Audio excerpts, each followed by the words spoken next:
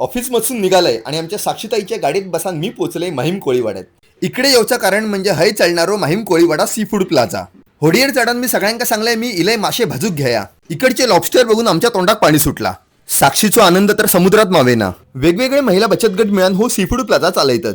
खिशात पैसो आणि मासे खाऊची प्रचंड आवड असली तर ही जागा तुमच्यासाठीच असा.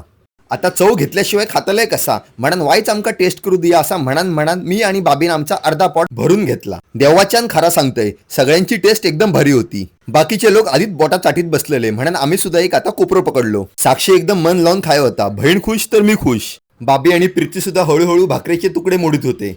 काकींका मासे तळताना बघून पॉट म्हणांग लागला ये पॉट मांगे मोर. मग प्रीतीन सुद्धा इकडे माशांची शॉपिंग चालू केली. आधी पापलेट, नंतर हलवो आणि नंतर आम्ही एक सुंदरसो रावस बघितलो. काकीन सांगल्यान बिंदास रावस घ्या, 7 वर्षांची वॉरंटी असा. इकडे तुम्ही मासे घेतल्यात की मासे तुमका कापून साफ करून त्यांना मॅरिनेट करून देतात. मंथ एंड असल्यामुळे लॉबस्टर आमच्या खिशाक परवडाक नाही.